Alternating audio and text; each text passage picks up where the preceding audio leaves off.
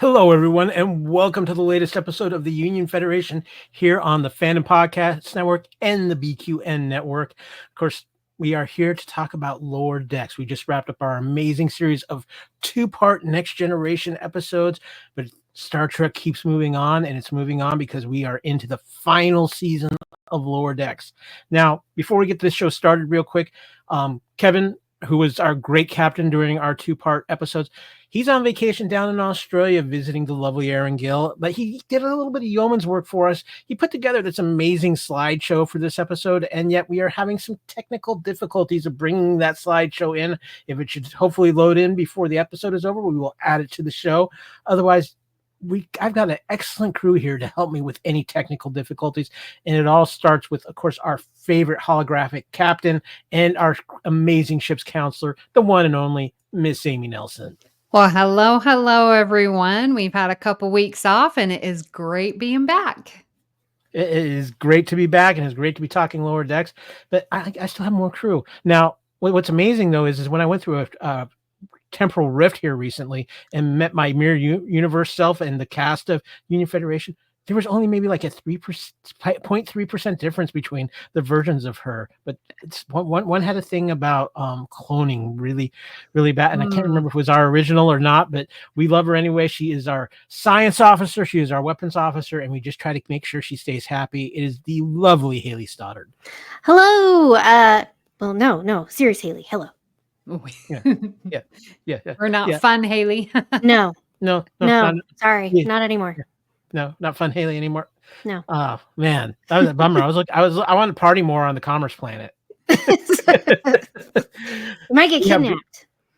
We have a great episode here, guys. We're going to be talking about both the first two episodes of Star Trek Lower Decks, which just dropped on Paramount Plus. It is the final season of Lower Decks, which kind of makes me a little sad too. Lower Decks has been, for me, a lot better experience than what I thought it was going to be, and has exceeded my expectations, and it's been a lot of fun through its run. So I'm looking forward to enjoying this final run of Lower Decks.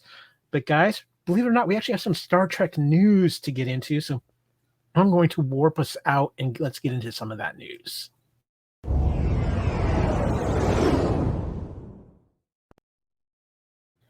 Okay, guys, we've got some good and sad Star Trek news. Let's go ahead and get the sad part out of it.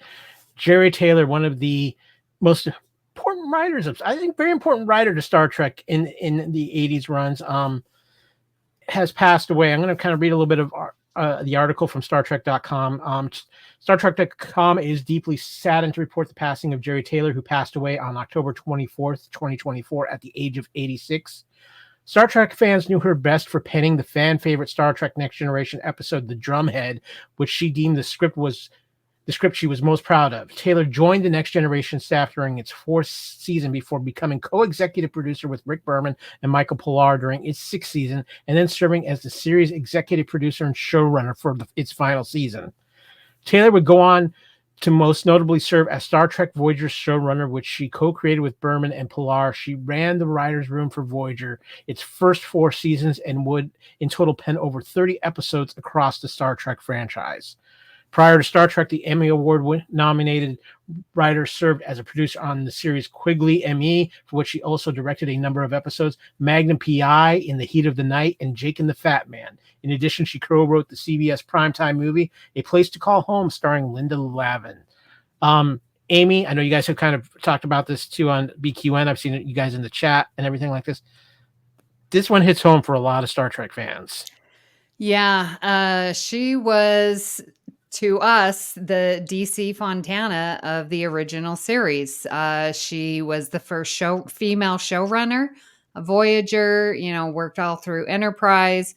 You definitely could see her stamp on TNG, especially when looking at Beverly Crusher and Deanna Troi and making her perspective and point of view come through in the 90s, which we needed so much. So very sad. Haley, any thoughts on Jerry Taylor? No, I think Amy summed it up well. Yeah, I think obviously very important to Star Trek, being the lead force behind Voyager. And let's be honest. I think Voyager has really, thanks to Star Trek Prodigy, had a massive resurgence in the last couple of years as well. And it's so great to see Voyager getting, I think, love it really didn't get the first time around. And she's getting recognized for that, not just her contributions to Next Generation as well. So you will be missed, but thank you for all you've done for Star Trek, Jerry. We really appreciate it and have so much respect. So, but on the good news front, Star Trek Starfleet Academy season 1 hasn't even dropped yet, guys, and yet announced at New York City Comic-Con at a special panel. Robert Picardo showed up, who of course is going to be part of Star Trek Starfleet Academy, with not one but 2 big announcements for Star Trek Starfleet Academy. First and foremost, it's already been renewed for season 2. This is pretty big, guys. We do not see this that often before shows even had its pilot episode debut. It's picked up for a second season, especially in today's landscape with streaming and everything like that. Amy?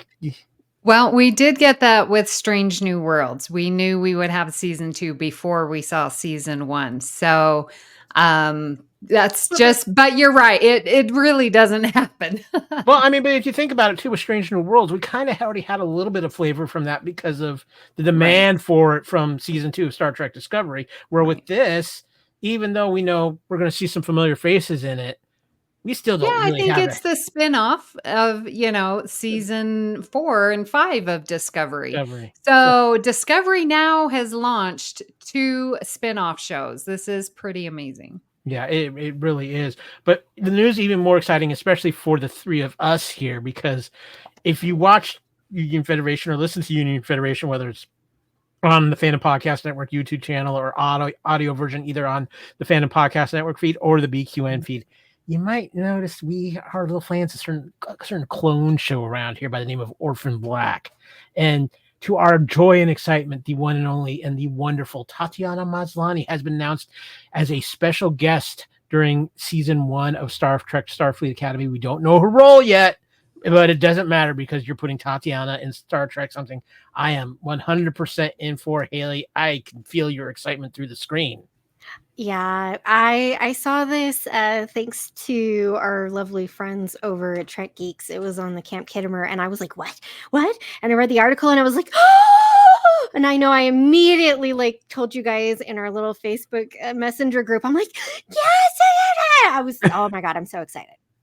I mean, this is Paul Giamatti is going to be in the show, and I love Paul Giamatti, but now it's season 2, we're going to bring in Tatiana Maslany, and I'm like, oh, I am here for it. Yeah, I am hoping her appearance will turn into at least a regular recurring role, even if it's not as a series regular, but something that pops her up on our screen. But Amy, I only have one question. How many different characters is she going to play on the show?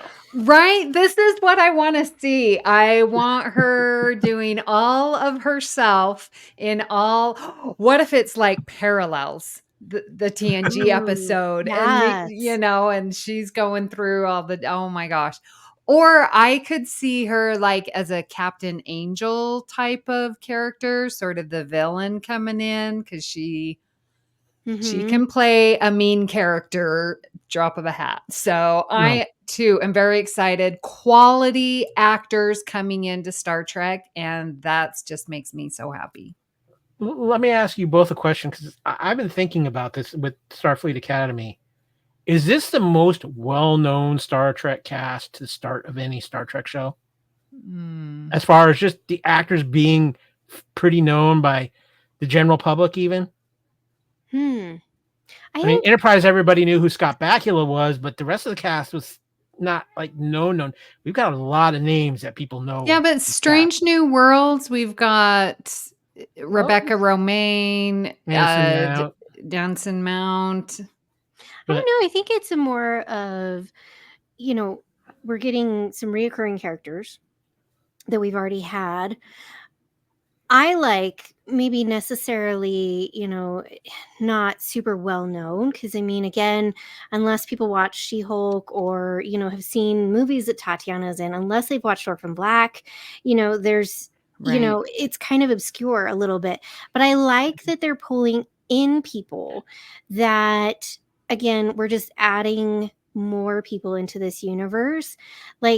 when they announced Paul Giamatti, I was like, this is so crazy, but this is so fun. Like, I love that we're getting also actors that are older and they're coming into Star Trek and coming into these newer things because I'm so excited.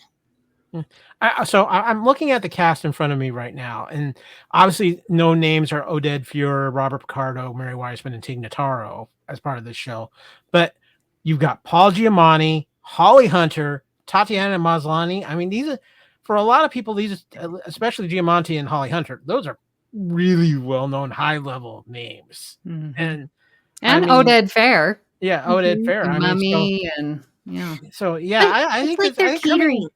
They're catering. They know who their audience, the core audience is, right? It's us, guys.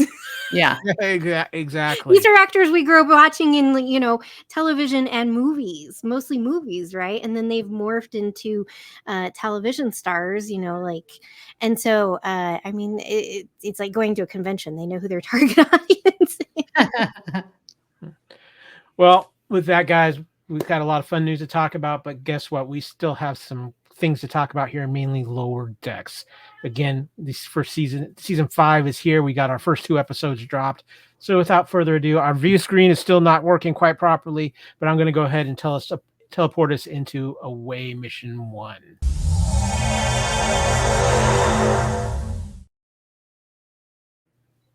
Okay, everybody, it is time to start talking Lower Decks Season 5, and it's time to discuss our first episode, which is Lower Decks Season 5, Episode 1, Dos Cerritos.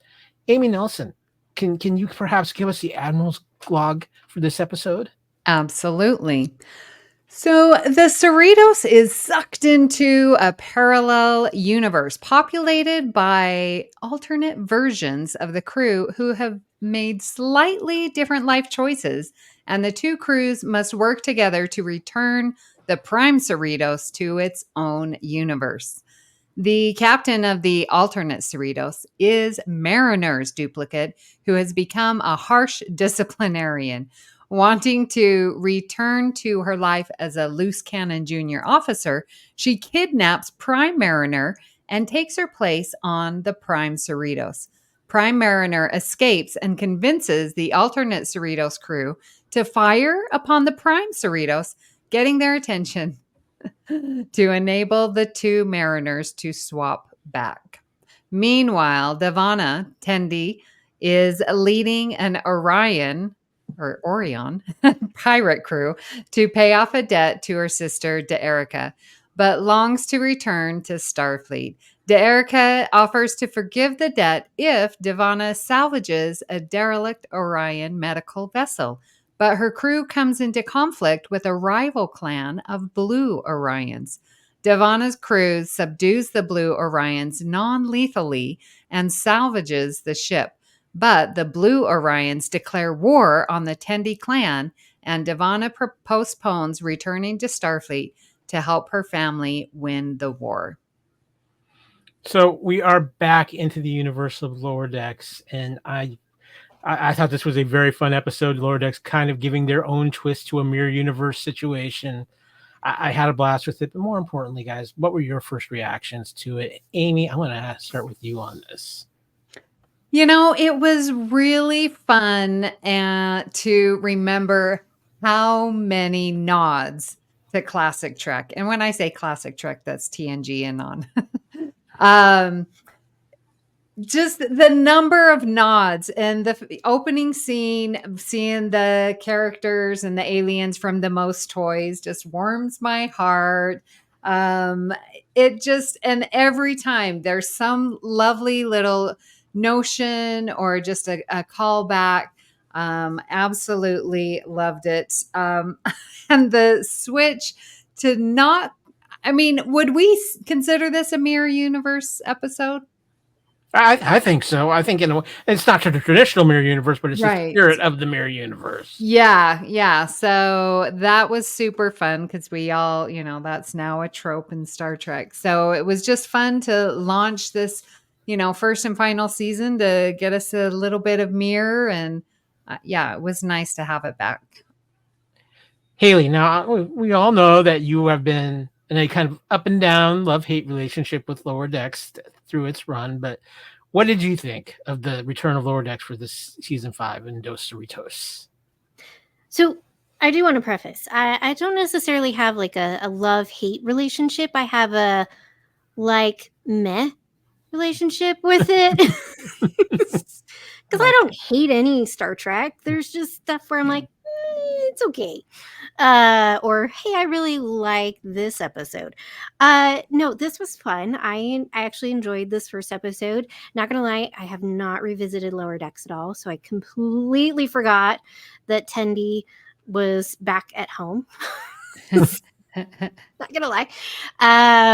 But I did enjoy this.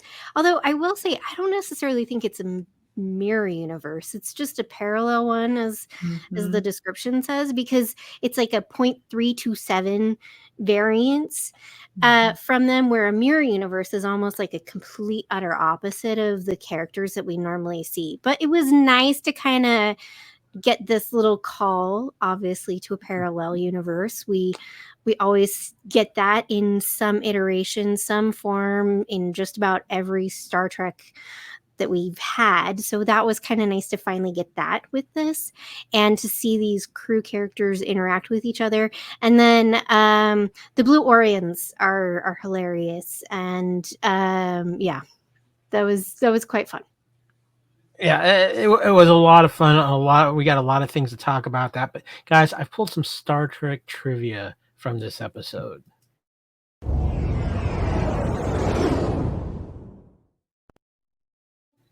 Okay, for first thing, how do you say Orion? In The Cage, Journey to Babel, and even the Time Warp, it's pronounced Orion. Then all of a sudden, in the Pirates of Orion, it's pronounced Orion. And they're also blue. I feel a song coming on, guys. But let's not call the whole thing off. This is the last season of Lower Decks, so we're just gonna roll with it.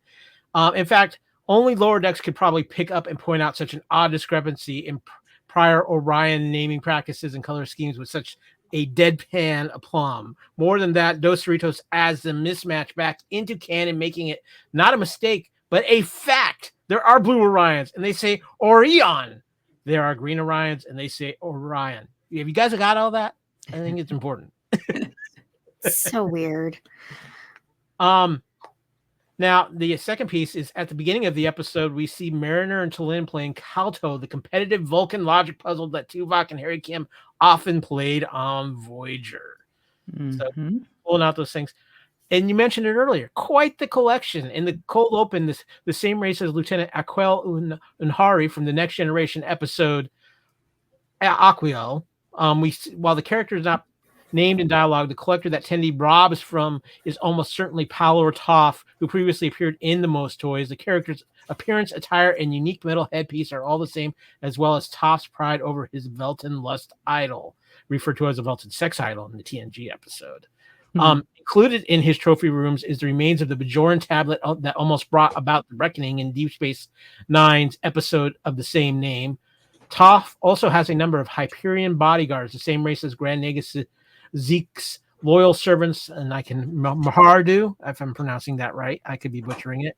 And also, Toff in this episode is brandishing a Starfleet phaser from the same era as Star Trek II, The Wrath of Khan.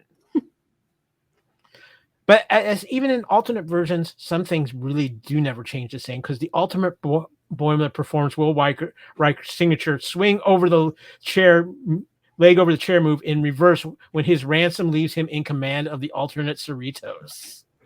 Yes, yep. And he has the same beard as Riker. Yeah. You know, you can see the Riker influence going on there. I was like, oh, look, he's got the same beard as Riker. That's fun. Yeah. I picked up just a couple of quick fun notes from here. Yet again, they've added to the opening credits battle scene, which has become even bigger, if it were even possible. Added to the chaos of this season are Breen ships, Tholian ships, the big green hand of Apollo, and Virger from Star Trek: The Motion Picture. And also, if the keen eye noticed, the series title logo also has the blue warp trails, which also accompanied the Next Generation series title, and that shows 5th season credits. Yay! Also, If you've noticed, they have the yellow and the blue in the name. So Star Trek is yellow because if you go back and you watch, originally it was yellow and then they switched to the blue at some point for the opening titles. So like when it says Star Trek, and at one point like was yellow and then it switched to blue. Interesting. Yeah. I know. Yeah. So when we watched the original series, I was like, wait, when did that change? When did it go from yellow to blue? Yeah. So yeah. Well, guys, we also have some certain plot points I want to get into. So just let me engage that warp drive one more time.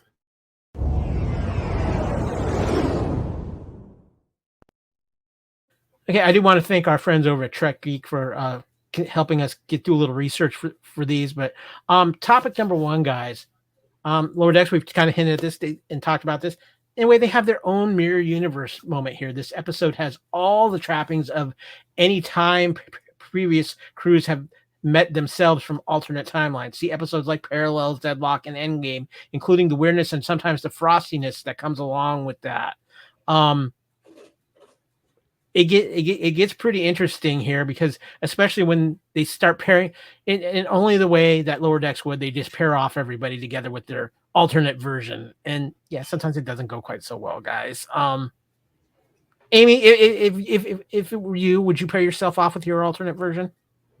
Well, if I was there in the alternate version, and that is an interesting cliffhanger that they did with Captain Freeman and her Starbase 80. Like, where is that? Because that's the worst of the worst. That's, Starbases. And I thought, okay, I'm going to hang on to that because I bet we're going to see that. But even down to the color of the uniforms, the red, like the alternate was just a little darker color. And I was like, yeah, this is Mirror Universe. It was nice. Yeah.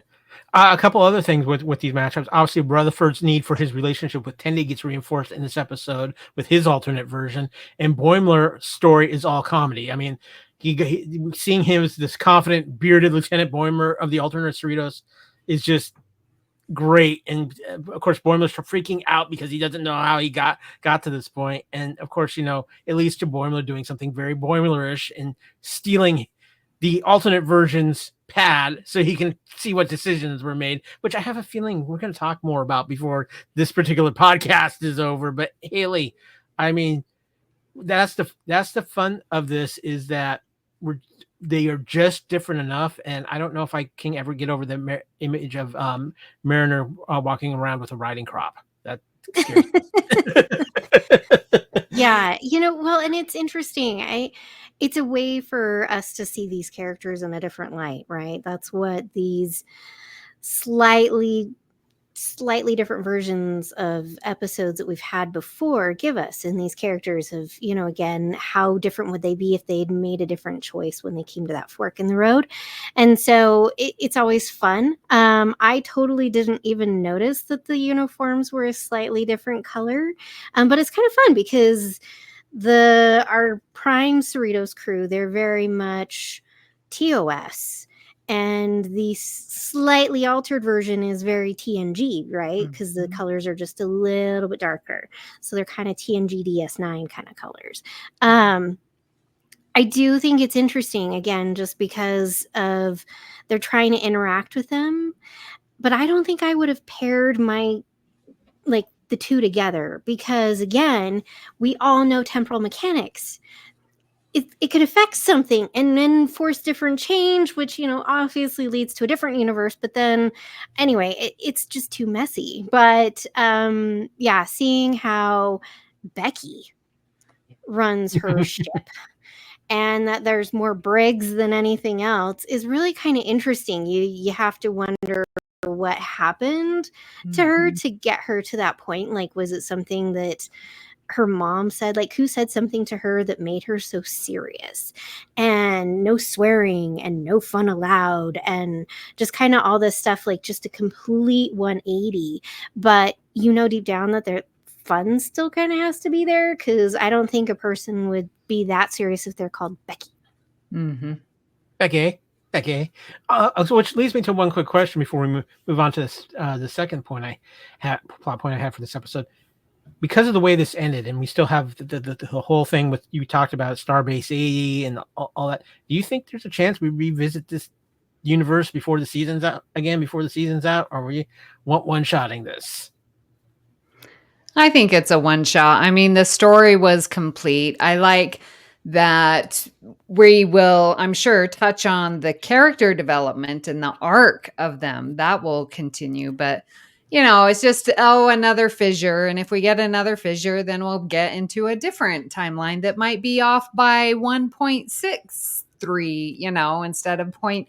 So, and I want to ask you, especially with this episode, well, in the first pair, like Tendy's off, and now the 4 that we're getting on the Cerritos got paired off differently. Like we're seeing Talyn and Rutherford, and again, Boimler and Mariner, they're always together, but like the Talyn Rutherford, that was a unique pairing that I really enjoyed. But that only happened because Tendi was away. Do you think we're going to see this rotation? Because now we've got, I would say, 5 main characters because Talyn is just coming in. What do you think? Do you think we're going to keep the 5 and do a different rotation throughout the season? I think that's a very good possibility. I think that we could be being set up for a very interesting dynamic between 3 of the characters for sure. Mhm. And we will get into more of that. But Haley, what are your thoughts on that?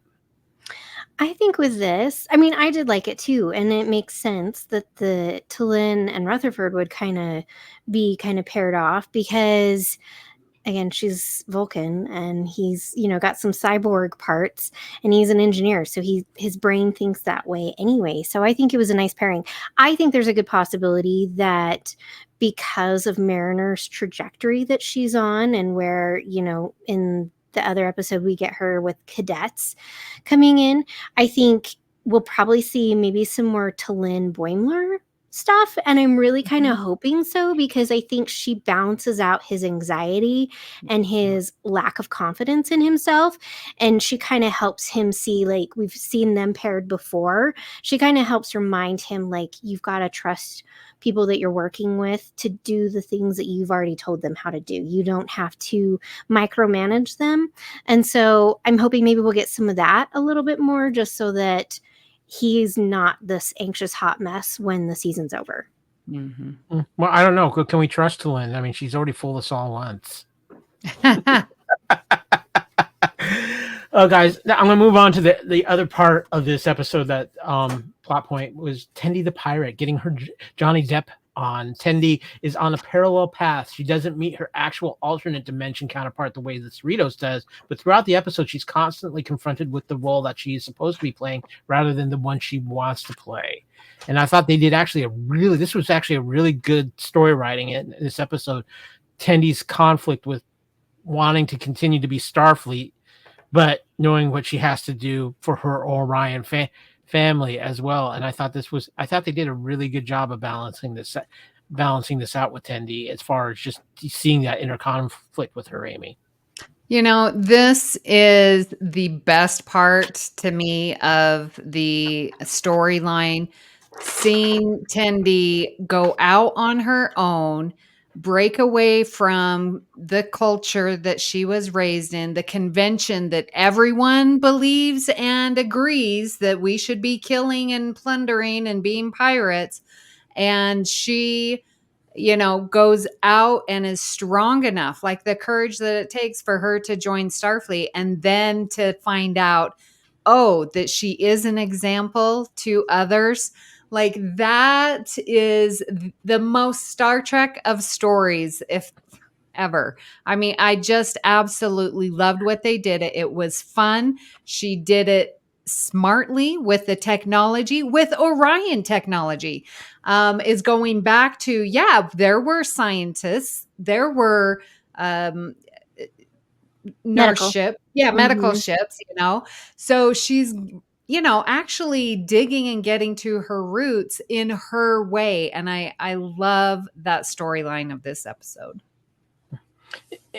Haley, I think it was very interesting to see Tendi in this position because we even saw it a little bit at the end of last season. I know I haven't revisited, and I had forgotten about it a little bit too. But thinking back on it, is the aspect of here she is really torn between her Starfleet devotion, but her also devotion to her own family. And I just think it was so brilliantly portrayed in this episode, to where, and then of course we find out some things about the rest of her crew later on.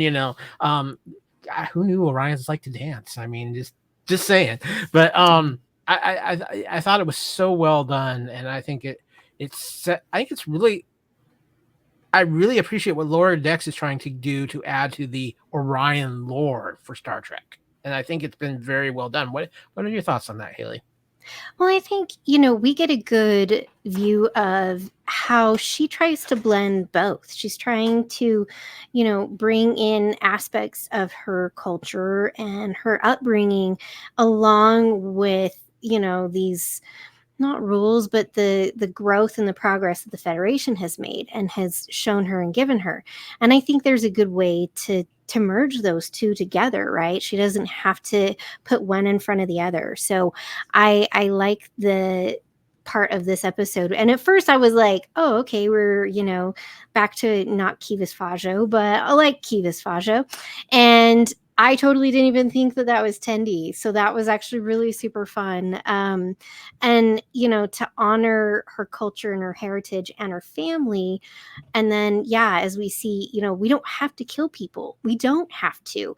And finally getting that point across, and then realizing that her crew that she's been given also feels the same way, as just really kind of neat and powerful. And, finding this medical ship and the laughing gas essentially, and realizing the masks aren't working with the gas either. So they're all just kind of laughing about it. And just yes, you can be serious and you can honor where you've come from, but you can also honor who you've become at the same time. I think is really important in this story with Tendi, is honoring both aspects. Right.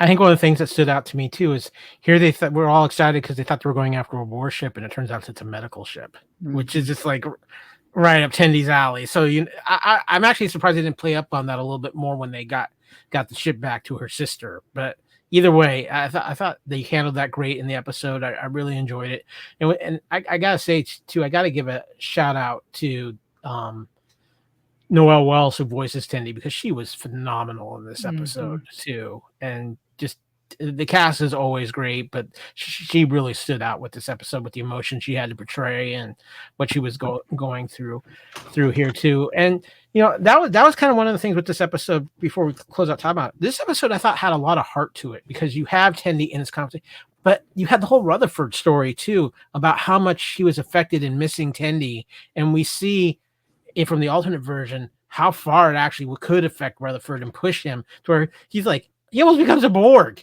basically. And I think that's one of the things that Lower Decks that has really done more of since the first season as progressed. It's had these moments of real, true, heartfelt emotion with these characters. And I think this episode was and actually the next episode when we talk about it really stood out for showing that. And I give them a lot of credit for that. So with that, guys, we do have not one episode of Lower Decks to talk about. No, we have two, because they decided to drop two for the season premiere. So I'm going to transport us into Away Mission 2.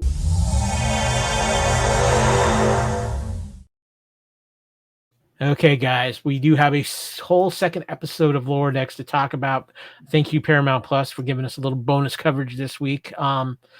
We have episode 2 of season 5, Shades of Green. The view screen is still acting up, but Amy, I know you can access the computer and bring up the Admiral's log for Shades of Green.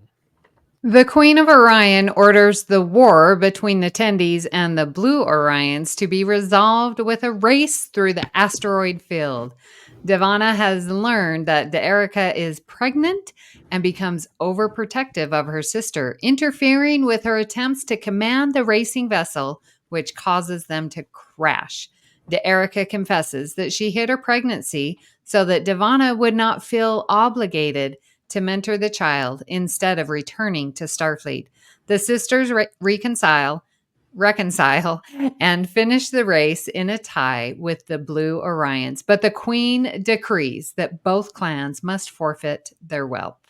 Meanwhile, the Cerritos is helping the planet Targalis 9 adjust to its newly post-scarcity economy. 2 ensigns are kidnapped by formerly wealthy Targalans who resent resent the loss of their status, but they survive by following advice Boimler gave them and are rescued by Boimler and Mariner. Tillin tries to socialize with Rutherford by helping him repair a shuttle, but he explains that he had been saving it to repair with Tendi. So Tillin wrecks it again. When Tendi returns to the Cerritos, her family's wealth is restored with the gold and jewels being discarded by the Targalans. So I think, first of all, the most important lesson we learned from this is never let your gardener become a armed henchman. It doesn't end well. Yes. Don't let any of them, not the butlers, not the... no. I was supposed to water them.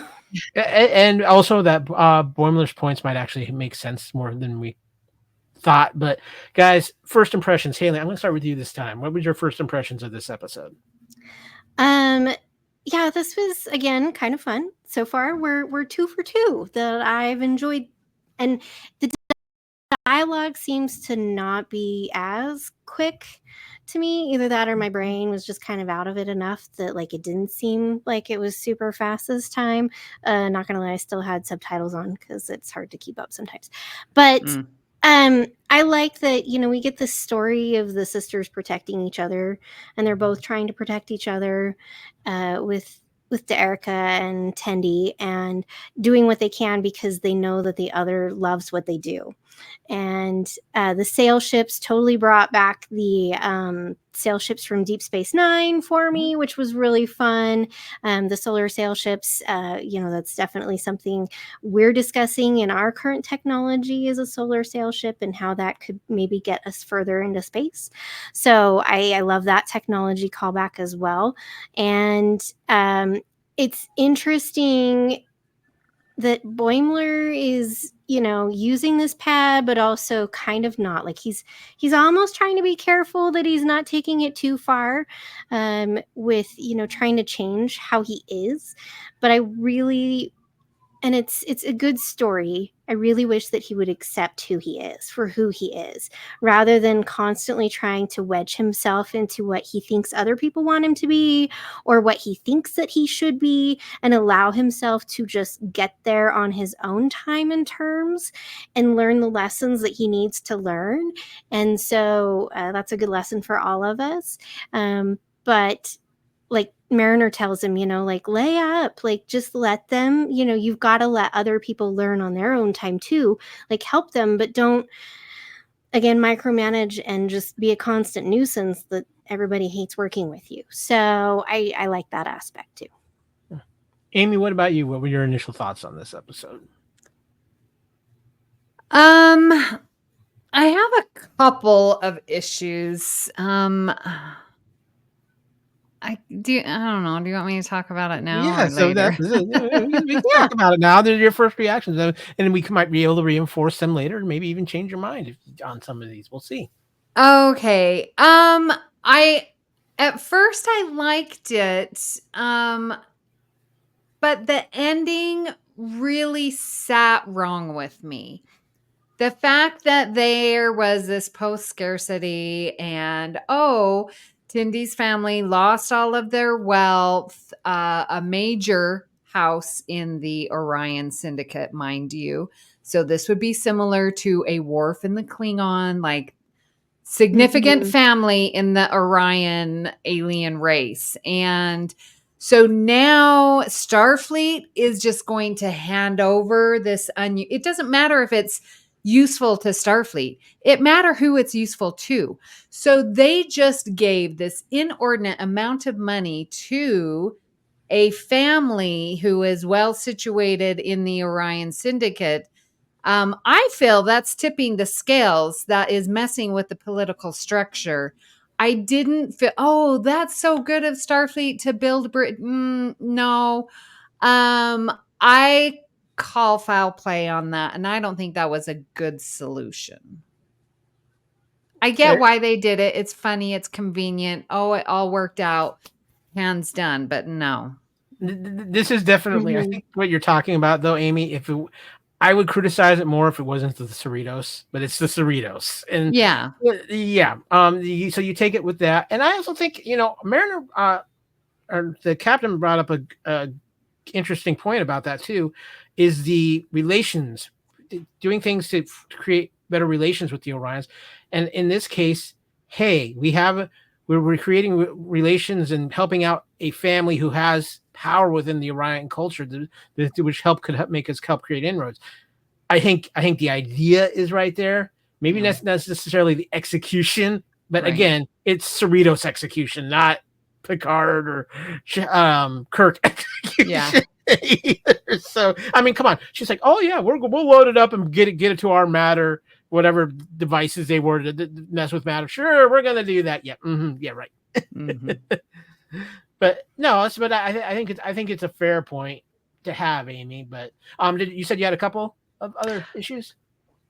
Well, and that was to Haley's point with Boimler, and I get there's that fine line, but I appreciate what they're doing because I did it in my life where I wanted to be the best. I wanted to be the best little Mormon. I wanted to be the best little teacher. I wanted to be, and with time and patience to myself, and with a desire of wanting to love myself, accepting came later. And so, man, I can tell you, I was Boimler in my 20s and 30s. Like it was go, go, go, go. And so, like, I get, yes, come to accept yourself because life is so better when you get there. So I'm hoping, yes, with you that we will get there, but it is important. So hopefully people can understand it's good to want to be better. It is that Mhm. desire, that drive, but man, can you accept yourself? Because that's where it's at. Yeah, you bring up some good points, Amy, and I got some thoughts on Boimler, and we'll get to those here in a little bit. But I do have some Star Trek trivia for this episode as well.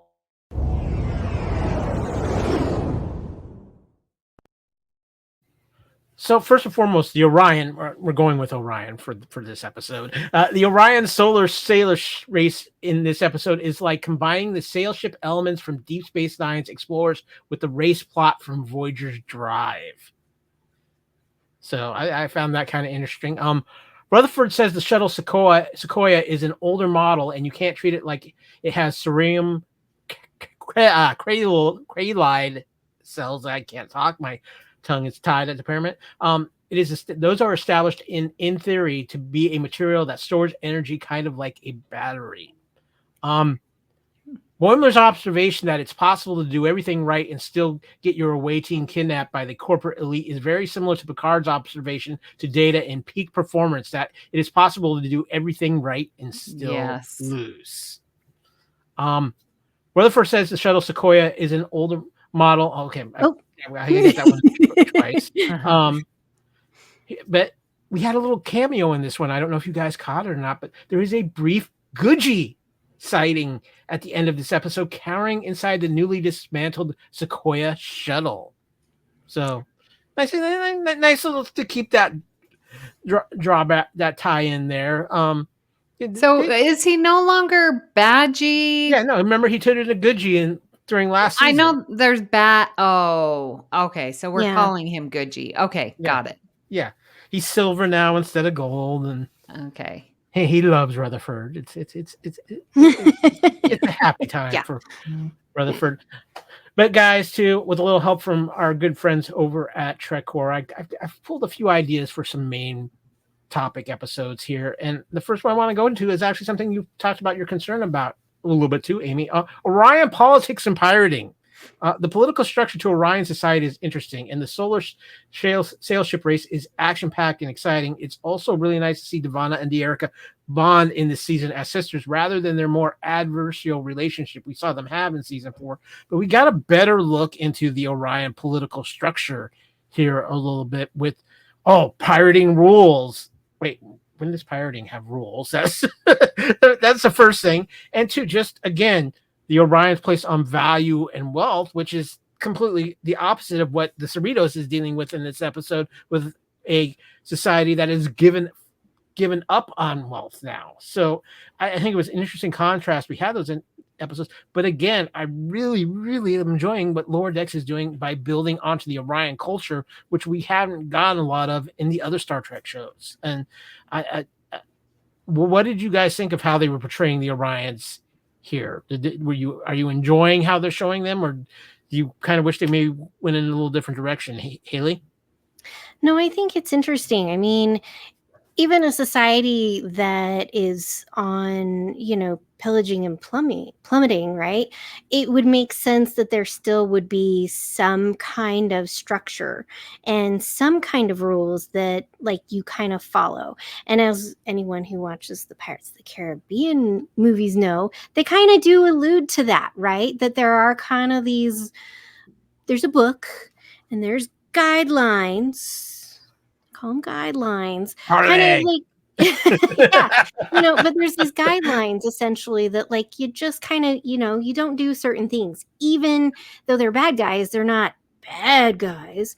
And so it would make sense. I like getting a little bit more of the culture. I think it's really kind of fun and interesting because, again, it is something that we haven't seen a lot of. Discovery touched on, the Orion Syndicate and a little bit. So, we got some more of it, and it is kind of interesting. I like being able to delve into these different societies that we've seen throughout Star Trek, but really didn't get a ton of because, for the most part, we interact with our Starfleet crew and any other planets that are part of the Federation. So it is kind of nice to see it. And I do love, again, that I think we're seeing these two sisters protect each other in their own unique ways of doing it. Yeah, I'll talk about it stepping on each other's toes a little bit. The protections each of the sisters trying to give to each other, Amy, but yet in the meantime, they're getting in each other's way, trying to protect one another. Yeah, because Derek is like, I want you to live your best life so you can be the best example to my child. And it's like, I want to protect you because you're carrying the child. So one thing I did want to point out, and Kyle, good job for seeing like we've got one society getting rid of the money and one that's their, objective. And I love the Tindy parents' reaction because, Devana felt bad. Like, oh my gosh, I lost our family fortune and that's all that they know. But kudos to the writers where it's like, oh, well, there's other ways to live. And I would love for us on Earth to figure that out, that, oh, we don't have to have this desire to collect money and things and objects. Like, oh, now we won't be, assassinated or, attempted assassinate. Like there's other ways to accept, okay, we lost our fortune. Now let's move on and let's find something else to, fill our time with. So I really enjoyed that little nugget that was too short. Oh, well, I'm just going to say, I understand what he's talking about. Scheduling assassinations is tiring. Oh, wait, I wasn't supposed to say that was for the other podcast you guys don't know about. Sorry. Ignore that, everybody. No, I think they did a really good job with it. And like you said, Amy, it was a great example. And again, though, we come to the end of the episode where they get their wealth back anyway.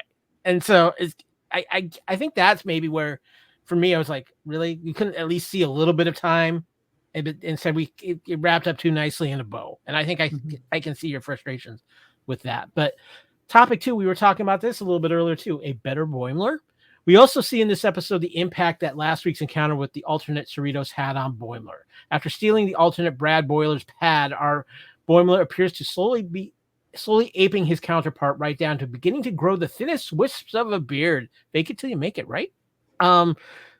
We're seeing Boimler, and I think this pad is him with this is going to be might be a running plot theme, at least through the first half of this season, because it is Boimler and his insecurities. And here he sees a version of himself that is everything he wants to be. And it's like, okay, how do I get there? What decisions do I make? And the question is going to be, as we see here in this episode, it's kind of working for him, at least to start off. But I've got to think somewhere along the line, because it is from an alternate universe that he's pulling these decisions from. One of those decisions he's going to make is not going to go well. It's Boimler, and maybe that's what puts him over the hump of realizing, no, I've got to tread my own path. But I'm liking it because I think it's a great character development with Boimler dealing with his own insecurities and seeing how this is going to play out. I think it's going to be one of the most interesting parts of the season, Amy. Yeah, and I think, if you parallel Rutherford's story very similarly, like he recognizes in his counterpart, oh, I could go down this dark path if I make this choice. And we're seeing that with Boimler, where I think he's, like you said, Haley, before, like he's playing it safe, where he's like, Mariner's calling him out, like, you've never given pointers before, pointers. Where's this coming from? And he's like, oh, I read a biography of someone who had confidence. Like he's protecting it. So I think he's taking best of both worlds and saying, all right, I can see the good. I know, there could lead me down bad decisions that would, take me down this rabbit hole. So I'm hoping both him and Rutherford and even Mariner, get to recognize and have the advantage of, ooh, I saw an alternate version of myself. How can I make the best decisions with the information? I think those are good points. What about you, Haley? I'm curious your take of where Boimler is at with this and how he's handling this. Yeah, well, and I alluded to it before, so I think there's definitely the options and of taking some of that information, but again, they would not necessarily have all led to the same decisions, right? So at some point, this 0.327 variant Boimler had a different set of choices, and he went this direction, which led to a whole bunch of different set of choices. And so, at what point that happens, we don't know. But with that slim of a variant, I mean, that Boimler could have been an offshoot from a different Boimler that's an offshoot from this Boimler. So, I mean, we don't know where in that time frame it's split. And so I think taking everything with a grain of salt and integrating some of that into yourself, but not necessarily saying, okay, they made this choice, so I'm going to make that same choice. Could I make that same choice, or do I need to make a different choice? Or how I go about maybe making my decisions and making the choices that I come to is hopefully where he takes it, because then, again, he's not going to always have the same two things to choose from as this other Boimler did. And so I think that's the key there. And again, that's a good lesson for all of us, is we don't necessarily have the same path as everybody else. We're not going to come to the same choices as everybody else. There will be even the minutest of fluctuations of differences between, like, the three of us. We could all have the same choice to make, but because of previous choices, it's just huge different. And so it has a different outcome for each of us, even if we made the same choice, the three of us. Mm-hmm. So it's taking the before information and utilizing that, and hopefully just building his confidence so that he can make decisions, so that he does learn to trust himself more and not have to rely on this pad, right? And saying, oh, well, he made these choices, and not having to rely so much on other people's external validation that he's making the right choice, and know that he is already in his own. Also, I'm not going to lie, I'm kind of hoping his beard comes in like a different color. I don't know why. I know his hair is purple, but I'm kind of like, maybe his beard comes in like red or green or something. He's a ginger. He's a ginger beard. I don't know why, but that was just a thought I had. That would be a typical Boimler thing. That would be a Boimler thing. Okay, last topic for this episode. Rutherford to Lynn and new friendships. Amy, you kind of talked about this a little bit with last episode, but the Rutherford to Lynn subplot is a nice one. Once again, highlighting the importance for Rutherford of his relationship with Tendy, but also giving T'Lyn a good insight into human culture and the bonds formed through a collaborative exercise. Her realization that the joy of fixing the Sequoia for Rutherford wasn't in completing the task, but rather in sharing it with a friend, and her dismantling the shuttle even further to make the task even more challenging was a sweet act of friendship from T'Lyn. We were talking about this, and I think the aspect that T'Lyn brings, and I think this is why she can be paired up with anybody of our four main people, is because she brings a different element. She brings that logical, almost like a rudder for them thinking that keeps, because the four of them, while are so unique in their own ways and can go so off, she might be the one that kind of keeps them grounded throughout the season to help them achieve what they want their goals to be. And I really think it's going to be interesting because I think we're going to see T'Lyn paired up with all of them at some point during the season. So, but I did really feel this was heartwarming, and it really was, especially when Tendy comes back at the end of the episode and they have that. I think it was just so sweet, and I'm just curious, what are you guys thinking of the T'Lyn and the dynamic she seems to be bringing to the group that they really haven't had before? Amy, you hit on this a little earlier. I want you to expand on your thoughts on that. Yeah, I think, with one person leaving, here, these first two, we've got Tendy leaving. So T'Lyn's interacting with Rutherford. And it could be maybe, all right, next we're going to have Rutherford away. And then we've got T'Lyn, Tendy, Boimler and Mariner. And those pairings may be different. And then we're going to have a Rutherford alone story. I love that dynamic, and T'Lyn fits in perfectly because she's going to bounce off. And what we learn in this episode is that T'Lyn was impacted by Tendy as well. We didn't know, the effect of her gone that would have on T'Lyn. And putting on my counselor hat now, this episode, if we could all capture T'Lyn when she fixed the shuttle, Rutherford came in and was upset. And how hurt would you feel? I did this for you. Why are you mad at me?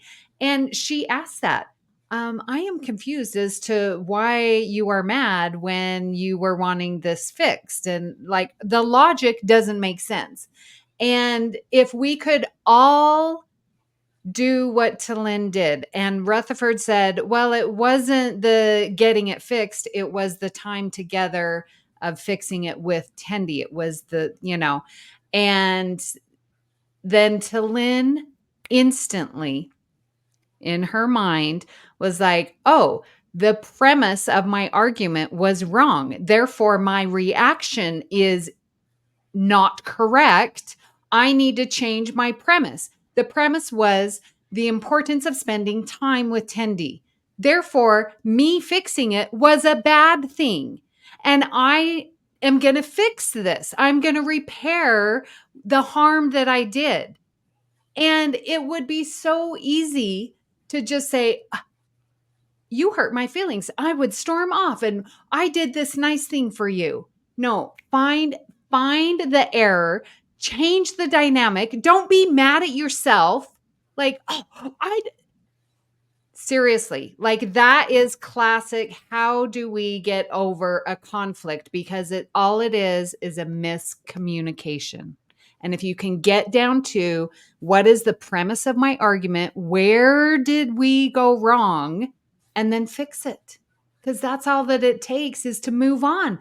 And now all three of them get to, seriously, counseling 101 right there in that episode. Haley, what about you? What do you think of what T'Lyn is bringing in as a different dynamic here?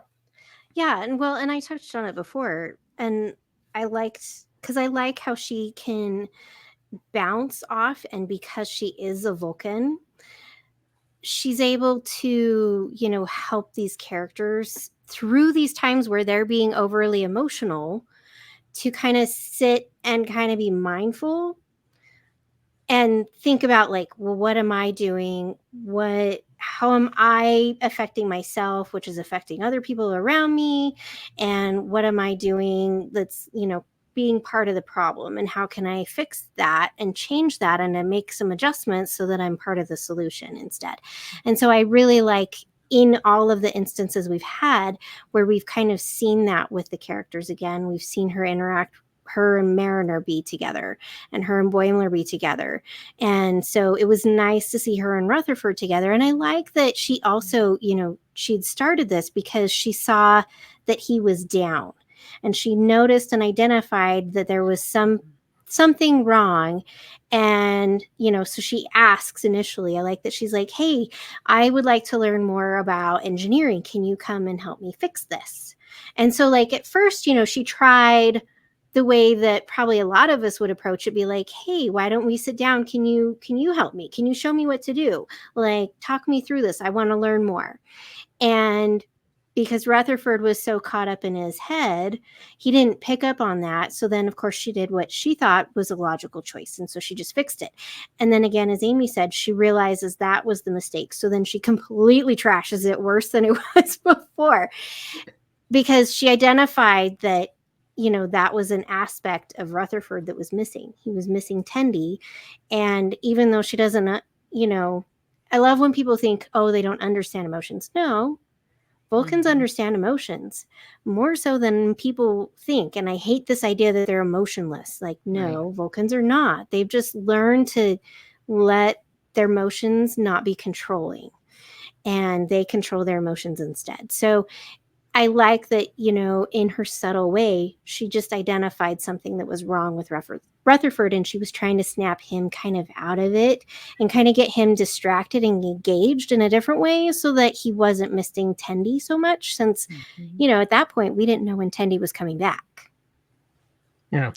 I think all very good points. And it's going to be interesting to see how this plays out with Lynn and how she interacts with the group. We got a little taste of it last season, but I think we get a lot more in depth of it now. Now, guys, there was no ready room, unfortunately, this week. I didn't miss it. You brought it up, and I was like, "Oh my gosh, I missed it!" But since we are in the last season of Lower Decks, I do have one quick question for you before we get out of here. So we are in the last season, so I'm going to ask each of you: is there anything from a previous season of Lower Decks you would like to see come back for this final season? Oh. Because my answer is easy. Well, I don't know what I want to see, but I don't want to see bird people. I can give you that one. And I don't want to see, I'm sorry, the evil computers. And I love Jeffrey Combs, but I'm done with that kind of humor. So okay, I'll give you that. Haley, I think my answer might be your answer. Go for it, because I got nothing. Moopsie? Yes. I need one more Moopsie appearance somehow, even if it's just a quick 30-second thing. I need a Moopsie appearance in the final season of Lower Decks. Moopsie's gotten like ginormous, and he's devoured a whole planet or something. That would be hilarious. Yeah. Moopsie has become a cosmic entity now, but he's still soft and squishy, or at least you want to think so. But yes, with that, guys, it is time to wrap things up here. So let's intercept some subspace signals.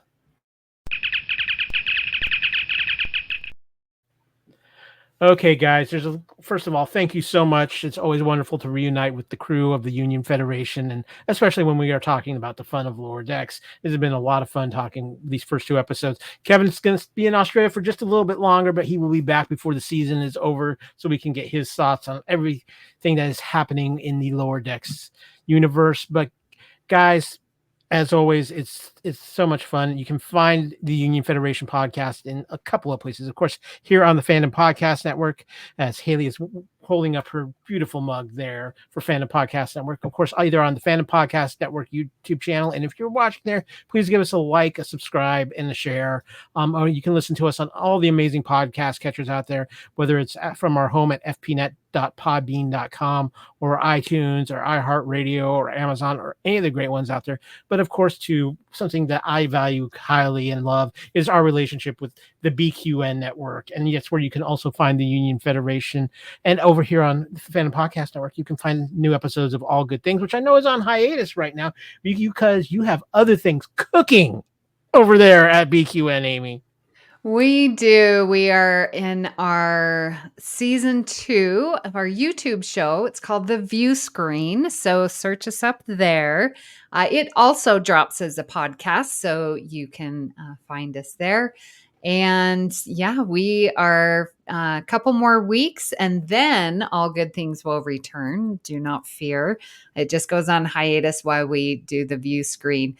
We are having some great guests today. I just want to shout out and highlight. We had Kavita, who was the artist who did all of the big art exhibit at Star Trek Las Vegas. And she is an amazing human being. So that just dropped today, Sunday, the 27th. So you can find that there. Please go check it out. It was a great interview with her.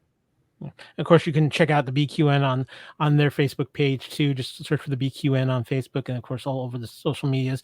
Of course, I am Kyle. You can find me on social media, of course, on Facebook at Kyle Wagner. You can also find me all over the Fandom Podcast Network pages, including the Union Federation Facebook group. When you want to find me a little bit more personally, you can find me on Twitter at @KyleW. You can also find me on Discord at @KyleW, and you can find me on Instagram and Threads at @KyleFandom. Haley, where can people find you? You can find me in our Facebook group, and you can find me on Blue Sky and Instagram at Trekkie01D. And because it is a holiday week, if you happen to listen to this later in the week, happy Samhain. That's Halloween. The original. Okay. The original. Yeah, that's why I knew I heard it somewhere. Yeah, it's Samhain. Okay. Amy, I'm assuming that you will be donning your Deanna Troi costume for Halloween this year. No, it was actually, I went to a Halloween party the Saturday before, and everyone was expecting me to show up in Star Trek, but I'm like, I always wear Star Trek. I want to wear something different. So I was a pirate this year. Ooh, nice. But that's because I wore the pirate on the Star Trek cruise. They had a theme night of pirates. So you were an Orion, is what you were saying. Yes, I just didn't go green. Well, Amy, where can people not only find the BQN, but where can they find you on social media? Yeah, I'm just associated with social media with the BQN. So BQN Podcasts on YouTube and Instagram. Again, Facebook, BQN Collective. And yep, out there on the podcast. So, well, guys, thanks again so much. The crew is, as always, amazing. They make being captain of the Union Federation real easy, and so I can't thank them enough. And the joy I have of podcasting with you ladies is always so wonderful. But for now, we're going to work on getting the view screen fixed before next episode so we can have some slides again. Kevin, I'm sorry. I know you put a lot of work into those, but we will get things fixed. A little technical difficulty with the StreamYard, but I know a few engineers, so we'll see what we can do about that. But as always, we are the weirdest ship in the fleet without question. And you know what? Until next time, hailing frequencies are now closed.